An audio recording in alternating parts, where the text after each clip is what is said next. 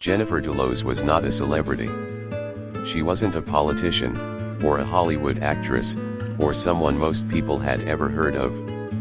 But when she disappeared in May 2019, her story was everywhere. News channels talked about her face. Newspapers printed her name every day. People across the country followed the case, even if they had never heard of New Canaan, Connecticut. But before she was a missing person, before she was a news headline, Jennifer was simply a woman with a dream. A mother. A writer. A person like many others trying to build a life that felt happy, meaningful, and full of love. She was born into a wealthy family. Money was never a problem for Jennifer, but love, safety, and peace, those were harder to find. Jennifer Farber grew up in New York. From a young age, she loved to write. She read books, watched plays, and created stories of her own. Even as a little girl, she was fascinated with dollhouses. Not just because they were toys, but because they let her create small, perfect worlds. In those little houses, she could control what happened. She could imagine a place where nothing went wrong. That dream stayed with her as she grew up. Jennifer was very smart. She went to good schools, worked hard, and made her way into the world of writing. She wanted to be a playwright. She wanted to tell stories on stage. And she did. She moved to New York City and began working in the theater world. Some of her plays were performed. She was even written about in newspapers. For a while, she was living the artistic life she always imagined. But there was another part of Jennifer's dream. She wanted to be a wife. A mother. She wanted a family. A home in the suburbs. A safe place with children laughing in the backyard, family dinners in the evening, and a husband who loved her. In her mind, that life would be even more beautiful than anything she could write in a play. She wanted both, a life of art and a life of love. But life does not always let you have both. By the time Jennifer was in her mid-30s, she started thinking more about the future. Many of her friends were married. Some had children. She was still in the city, writing and working, but she felt a kind of loneliness that money and success could not fix. She began to wonder if she needed to make a choice, continue her career in the arts, or build a family life. She started to feel the pressure that many women feel, the idea that time was running out. If she wanted children, maybe she needed to act soon. Maybe she couldn't wait any longer for the perfect story to write itself. And that's when Fotis Dulos came back into her life. Jennifer had first met Fotis when they were both students at Brown University. He was smart and athletic, good-looking, but she hadn't been very interested in him back then. She thought he was a bit boring. Their paths had separated after college, and they had not stayed in touch. Years later, they met again. This time, Jennifer saw something different. Maybe she had changed. Maybe he had. Or maybe, as some say, she was simply looking for something she believed she was running out of, a chance to start a family. Fotis had many qualities she thought she needed. He was handsome, confident, and wanted children. He seemed ready for the life she dreamed of. And so, not long after they reconnected, they began dating. Then came marriage.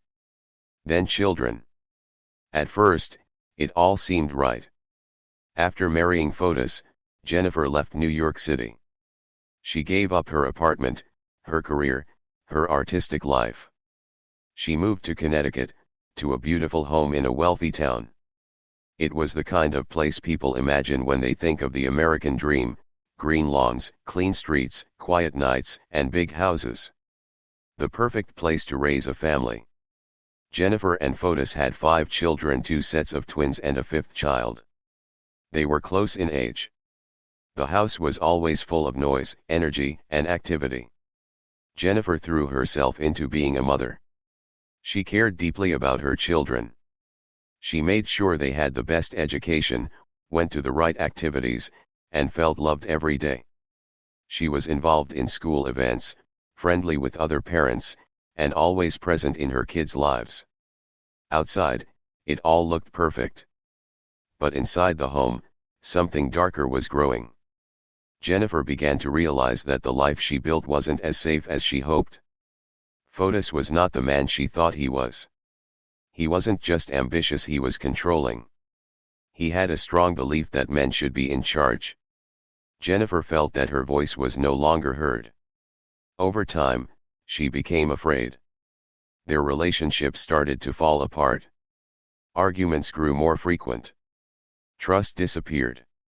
Fotis focused on his real estate business and borrowed large amounts of money from Jennifer's father.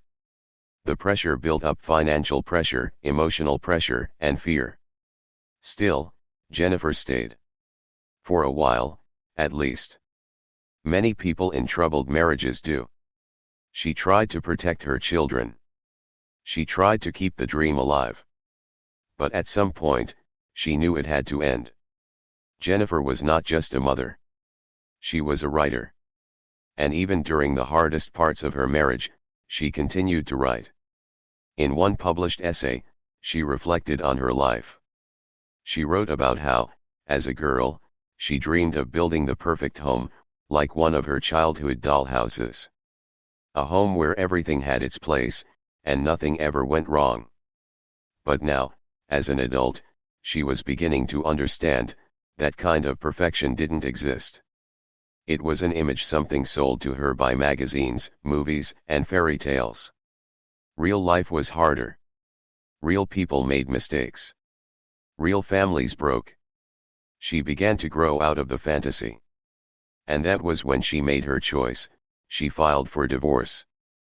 By 2017, Jennifer and Fotis were separated. The divorce quickly became difficult. Jennifer accused Fotis of threats and unsafe behavior. She wanted full custody of the children. She didn't feel safe around him. The court battle was long, painful, and public. Jennifer wrote many times that she feared for her safety.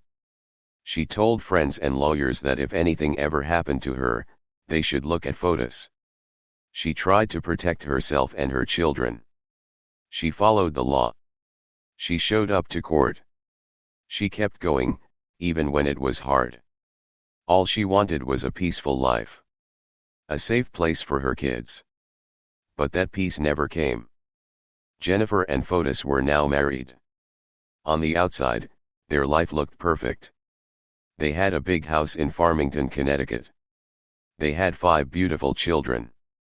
Jennifer had finally created the dream she had imagined for so long: a quiet, beautiful family life in the suburbs. But the dream did not feel the way she had hoped. Slowly, the cracks began to show. Jennifer had left behind her life as a writer and playwright in New York City. She was now a full-time mother. Every day, she cooked meals, drove her children to school, helped with homework, and kept the house in order. She loved her kids deeply, but a part of her missed her old life. She sometimes felt lonely in her big house, far from the energy of the city and her creative world. Fotis was not around much. He was busy with his work. He had started a company called 4 Group Inc. He was building and selling luxury homes. But this was not an easy business. It needed a lot of money to succeed. Fotis borrowed large sums from Jennifer's father to support his business. At first, Jennifer agreed. She wanted to support his dreams, just like he had supported hers. But over time, she began to worry. Fotis spent money freely. He liked to live large, expensive watches, fancy cars, big vacations. He saw success as something that should look a certain way. To him, money and power were deeply connected. Jennifer started to feel uncomfortable with how much money he was using. Her father was generous, but there were limits. She began to feel like Fotis didn't respect those limits. Even worse, their emotional connection was fading. Jennifer noticed that Fotis no longer spoke to her the way he used to. He was impatient. He sometimes ignored her. And he spent long hours away from home. She began to wonder if he was seeing someone else. That fear turned out to be true. In 2017, Jennifer discovered that Fotis was having an affair with a woman named Michelle Troconis. Michelle was athletic, attractive, and seemed to be involved in some of Fotis's business activities. Jennifer was heartbroken. She had left her dreams behind to build a family with Fotis, and now, he was betraying that trust. She decided to take action. Jennifer filed for divorce in 2017. It was not an easy decision. She had 5 young children. She was worried about their future. But she also knew she could not live in a house where she no longer felt safe or respected. The divorce process was long and painful. Fotis did not want to lose. He wanted to keep control of the house, the children, and his reputation. He began to fight Jennifer in court, using every legal tool he could find. Jennifer was frightened. In court documents, she said she was afraid for her safety. She said Fotis had threatened her, and she feared he might try to harm her. She also said he was trying to turn the children against her. She asked the court to give her full custody. She wanted to protect her kids. The legal battle grew worse. Fotis hired aggressive lawyers. At one point, he even decided to represent himself in court. He acted like he was smarter than the lawyers. He believed he could win by speaking directly to the judge. Jennifer had to sit in the courtroom while Fotis cross-examined her. It was a strange and uncomfortable scene. She had to answer his questions while looking directly at the man she no longer trusted. He tried to make her look like a bad parent, but she stayed calm. She spoke carefully, clearly, and with quiet strength. At the same time, Fotis was still living in the Farmington house. Jennifer and the children were living in New Canaan, about an hour away. She had moved there to feel safer, to be closer to her support network. She had friends there. The schools were good. It was supposed to be a fresh start. But the fear never fully left her. She kept a journal during this time. In it, she wrote about her worries. She said she was scared of what Fotis might do. She felt like he was capable of something terrible. She also wrote letters to friends and lawyers, explaining that if something ever happened to her, they should look at Fotis. Her words were chilling. It was as if she could see the danger coming. Meanwhile, Fotis continued to date Michelle Troconis. The two of them acted like everything was normal. They went to events. They smiled for pictures. They even went on vacations together. Some people said they looked like a happy couple. But others were suspicious. How could someone act so carefree during such a bitter divorce? Jennifer focused on her children. She was determined to give them a good life. She tried to shield them from the court battles. She wanted them to feel safe and loved. Even though she was going through so much pain, she never stopped being a mother. But the stress was taking its toll. She lost weight. She seemed tired. Friends said she was more serious, more careful. She was always watching over her shoulder. She made sure the children were picked up and dropped off on time. She made sure she was not alone when meeting Fotis for custody exchanges. She told people not to trust him. By 2019, the divorce had dragged on for nearly 2 years. The court had given Jennifer temporary full custody of the children. Fotis was only allowed supervised visits. He hated this. He felt powerless. He believed Jennifer had ruined his life. And in his mind, he was running out of options. His business was not doing well. He owed a lot of money. He was at risk of losing his home. And most of all, he was losing control of the people around him. To a man like Fotis, control was everything. Losing it felt like death. And so, something dark began to take shape. No one knows exactly when Fotis made his plan.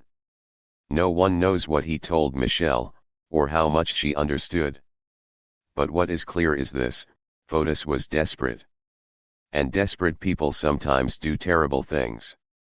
In the weeks before Jennifer's disappearance, she continued to live her life as normally as she could. She took care of her kids. She met with her lawyer. She went to the gym. She planned her days carefully. But she also knew something was wrong. She told a friend that she felt like Fotis was watching her. She said he was angry, and that his anger scared her. She took steps to protect herself. She made copies of important documents. She shared information with her lawyer. She made sure people knew about her fears. Still, she hoped things would get better. She hoped the court would make a final decision. She hoped Fotis would move on. She never got that chance. On the morning of May 24, 2019, Jennifer dropped off her children at school. Then she returned home to get ready for her day. She had plans: a doctor's appointment, errands to run. But she never showed up. That morning, something happened in the quiet, peaceful town of New Canaan. Something that would change everything. Jennifer Dulos disappeared. Jennifer Dulos had disappeared. But the world around her kept moving, full of questions, fear, and growing tension. In the quiet neighborhoods of New Canaan and Farmington, Connecticut, people began to talk. A mother of 5 had vanished after a normal school drop-off. Her black Chevy Suburban was found abandoned. Her phone was off. Her voice was silent. Something was wrong. At first, some hoped it was just a misunderstanding. Maybe she had gone somewhere to clear her mind. But deep down, most people knew this was serious. Jennifer had always been a caring mother. She would never leave her children without telling anyone. She had worked hard to protect them, even when her own life had become difficult. And her life had been very difficult. The divorce between Jennifer and Fotis had become a legal war. Every day, they fought over money, the children, and the past. They wrote long documents to the court, each one blaming the other. Jennifer said she was afraid. She told the court that Fotis had threatened her. That he had pushed her to the edge emotionally. She said she felt unsafe. She had even moved to New Canaan to protect herself and her children. She wanted distance. Fotis, on the other hand, refused to let go. He didn't believe in giving up. Not in marriage, not in business, and not in control. In his mind, he was the one who had lost everything. Jennifer had left with the kids. She had taken the house in New Canaan. His company, For Group, was struggling. The money he had once received from Jennifer's father was now gone. His debts were growing. He owed money to lawyers, contractors, and banks. His world was collapsing and fast. The house he lived in, a large modern building in Farmington, was not just a home. It was also a symbol. It showed success, wealth, and ambition. But it was also built on borrowed money. Each brick was paid for with loans, promises, and pressure. Now, those promises were catching up with him. If he couldn't pay soon, he would lose everything. Michelle Troconis, Fotis's girlfriend, was still living with him. They had started dating while he was still married. Jennifer had found out, and it hurt her deeply. It was part of the reason she filed for divorce. Now, Michelle was part of his daily life, helping him with the business, watching the kids during visits, and keeping up the appearance of a family. But even Michelle started to feel the stress. The police were asking questions. Jennifer's friends were telling reporters that something terrible had happened. And soon, the investigators were finding clues. Inside Jennifer's home in New Canaan, there were signs of a struggle. Bloodstains were found in the garage. More stains were found in the kitchen. DNA tests showed that the blood was Jennifer's. Not just a little, but a lot too much for her to be alive. The garage had been cleaned. Someone had tried to hide what had happened. But not well enough. Police began following Fotis Dulos and Michelle Troconis closely. They looked through phone records, GPS locations, and security cameras. The clues were everywhere. Surveillance videos from the night of Jennifer's disappearance showed a black pickup truck driving through Hartford. It stopped at multiple garbage bins. A man got out and threw away trash bags filled with bloody items. That truck belonged to Fotis Dulos. The police later found some of those bags. Inside were clothes soaked in Jennifer's blood, sponges, towels, and even a Vineyard Vines t-shirt that matched one Jennifer often wore. The evidence was clear: someone had tried to cover up a crime. But they hadn't done it well. Fotis and Michelle were arrested for tampering with evidence. Michelle told police that she was scared and confused. She said she didn't know where Jennifer was. She admitted she had lied to the police earlier. She also said that Fotis had told her, "If they don't find the body, you don't have a case." Those words were chilling. Still, Jennifer's body was nowhere to be found. As weeks passed, the media began to cover the story more deeply. People across the country started paying attention. Some said it was because Jennifer was a white, wealthy mother in a safe suburb. Others said it was because of the mystery: the missing body, the good-looking husband, the messy divorce, the secrets. But there was more to it than that. Jennifer's story felt personal. It was about fear inside the family. It was about the kind of danger that doesn't come from strangers, but from people we know, people we once trusted. That kind of story made people stop and think. It made them uncomfortable. Jennifer had once written an essay about her dream life. She said she had always wanted the perfect family. A loving husband, happy children, a beautiful home. She called it her dollhouse dream. But in the end, the dream had become a nightmare.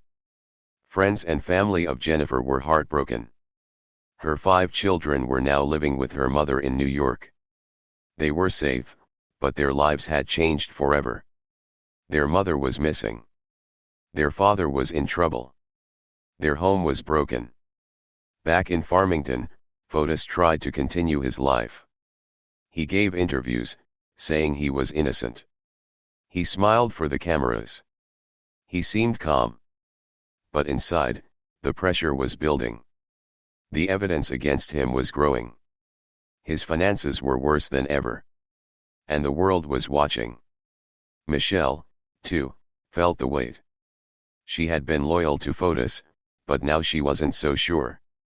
The truth was starting to catch up with both of them. The police worked day and night. They searched properties, rivers, fields. They looked through cell phone data, emails, notes. Every detail mattered. Every minute counted. And still, no body. The case became one of the most talked about mysteries in the country. Podcasts, articles, books. Everyone had an opinion. But only a few people knew the real story. The real story was this: a woman had vanished. A mother who loved her children. A writer with big dreams. A person who tried to build a peaceful life after a painful marriage. And the person she once loved had become her greatest threat. As the investigation continued, more and more people began to wonder, would there ever be justice for Jennifer? The days passed, then weeks, then months. Jennifer Dulos was still missing. But the world had not forgotten her. Her name was on the news, in podcasts, in court documents. Her story echoed in conversations all over Connecticut and far beyond. People watched the case like a slow-moving storm. Everyone hoped for answers. But answers didn't come easily. The investigation was slow, but it was careful. Police continued to study every piece of evidence. They worked with the FBI. They used drones, dogs, and high-tech tools to search. They examined the phone records of Fotis and Michelle. They traced their steps, minute by minute, on the day Jennifer disappeared.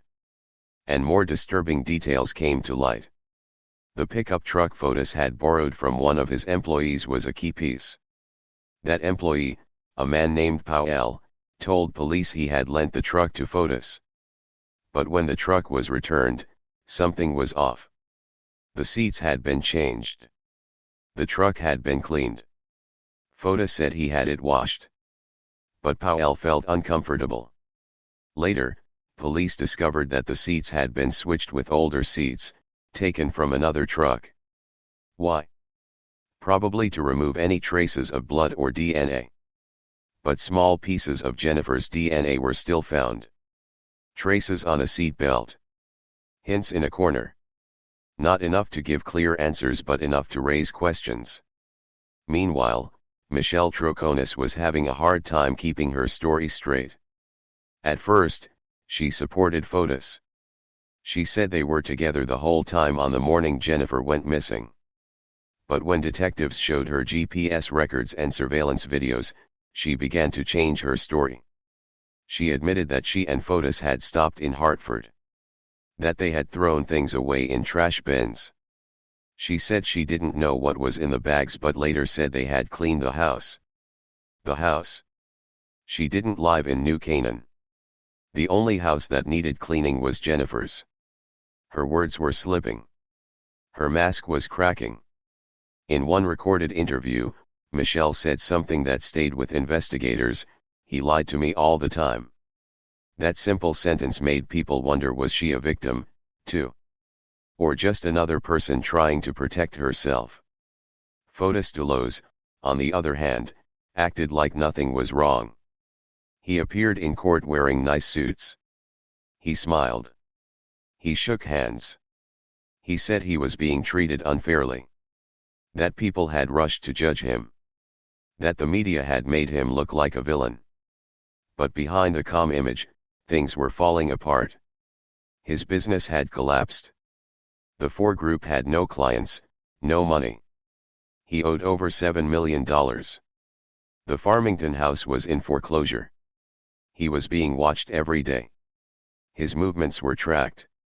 His calls were recorded. His name had become toxic. Even his legal team struggled. His lawyer, Norm Pattis, known for taking controversial cases, said Fotis was a good man who was misunderstood. But the evidence told a different story. More than 400 search warrants had been issued. Over 200 pieces of evidence collected. Still no body but a mountain of suspicion. Fotis was on house arrest. He wore a GPS ankle monitor. He was allowed to visit his lawyer and go to church, but little else. Every step was tracked. Every visit was logged. His 5 children were no longer part of his life. After Jennifer disappeared, custody had gone to her mother, Gloria. The kids were living in New York. Safe, but scarred. Their lives had changed forever. They had lost their mother. And their father was the main suspect. The public followed the story with deep emotion. For many, Jennifer represented something more than just one person. She stood for all the women who had feared going back home. All the people who had tried to leave unhealthy relationships. All the quiet victims who were never heard. People began leaving flowers at the edge of Waveney Park in New Canaan, the last place Jennifer was known to be. Notes were written. Candles lit. Her friends held vigils. Some spoke about her as a kind, artistic soul. A woman who had loved deeply, even when it hurt. And as all this unfolded, a grand jury was quietly working behind the scenes. In January 2020, the state of Connecticut moved forward with a big decision. They charged Fotis Dulos with murder, kidnapping, and tampering with evidence. Michelle Troconis and Fotis's attorney friend, Kent Mawhinney, were charged with conspiracy to commit murder. Kent had been close to Fotis for years. He had worked with him on business and legal issues. Now he was part of the case. It was a shock. The charges were serious. Fotis was arrested again. Cameras followed every moment. But then, something unexpected happened. On January 28, 2020, just weeks after being charged, Fotis Dulos failed to show up in court. Police went to his home in Farmington. They found him in his garage, unresponsive. He had tried to take his own life. A note was found nearby. In it, he said he refused to spend even 1 hour in jail for something he had nothing to do with. He was taken to a hospital, but 5 days later, he was pronounced dead. With that, the case changed forever. There would be no trial for Fotis. No cross-examination. No confession. No answers from him. People felt many things. Some were angry, justice felt incomplete. Others were sad for the children, for Jennifer, for a story that seemed to end without closure. But most of all, people were left wondering, what really happened? Michelle Troconis and Kent Mawhinney still faced trial. The state continued its case. They had text messages, interviews, surveillance video, and strange behaviors that pointed to a plan. Michelle's trial took years to prepare. But when it finally came, it revealed even more about the days before and after Jennifer's disappearance. Her changing stories. The strange stops. The deleted messages. In the end, in 2024, a jury found her guilty of conspiracy to commit murder. She was sentenced to 14 years in prison. It wasn't the ending people had expected. But it was something. Through all of this, Jennifer's body was never found.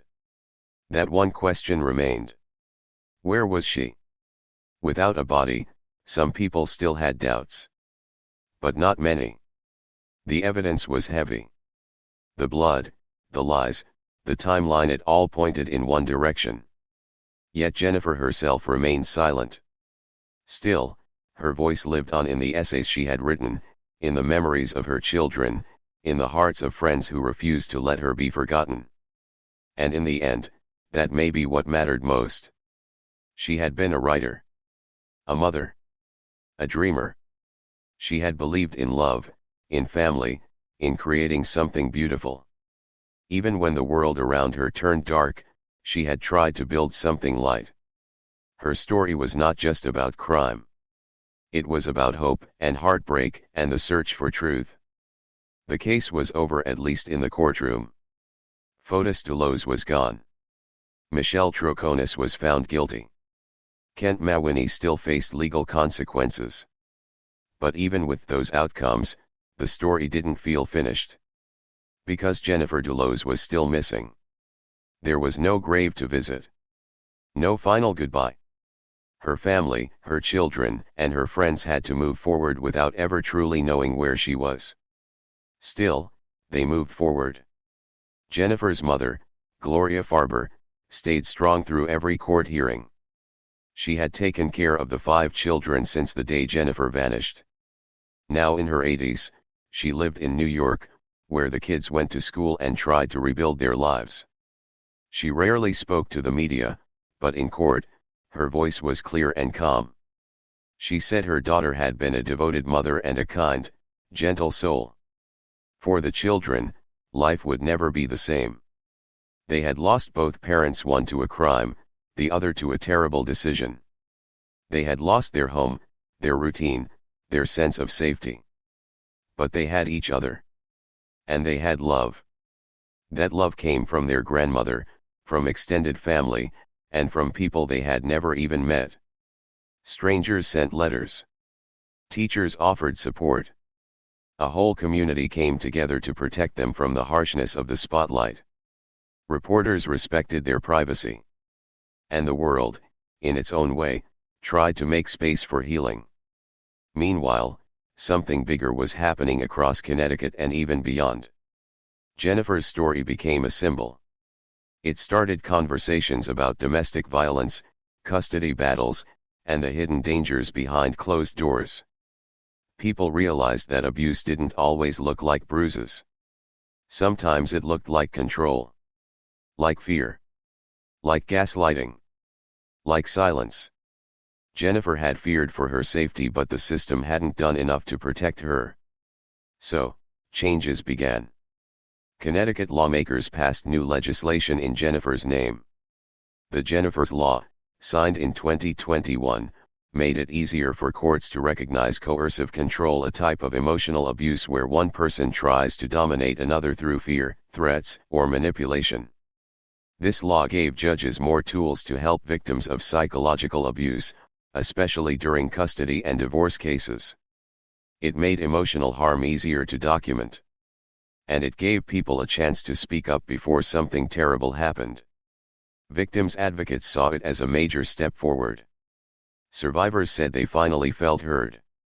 And Jennifer's family hoped that, through this law, her story could help protect others. Organizations began offering more services for people in controlling relationships. Helplines were strengthened. Courts received better training. Schools started teaching young people about healthy relationships and warning signs. And the media began to change, too. Instead of focusing only on the crime, more reporters told Jennifer's full story. About her dreams, her writing, her love for her children, her work in the arts, her creative mind. They showed her as a whole person, not just a victim. Her friends and family made sure of that. In 2023, a public memorial was held. Not in a courtroom or a church, but in a garden Jennifer had once loved. Her friends planted trees. Her children helped build a bench, engraved with her favorite poem. It became a quiet place where people could sit and remember her. At the same time, books and podcasts continued to cover the case. But many tried to focus not on the horror but on the hope. What could be learned? What could change? One podcast quoted a line from one of Jennifer's own essays. "What we carry, we must transform." That line stayed with people. It became a kind of message. A way to take the pain of the story and turn it into something better. Because Jennifer's story wasn't just about loss, it was about strength. Her writing, found in old blogs and emails, showed a woman who had felt deeply, loved fiercely, and never gave up on her children. Even in her most painful moments, she tried to stay grounded. She made art. She kept writing. She walked her kids to school.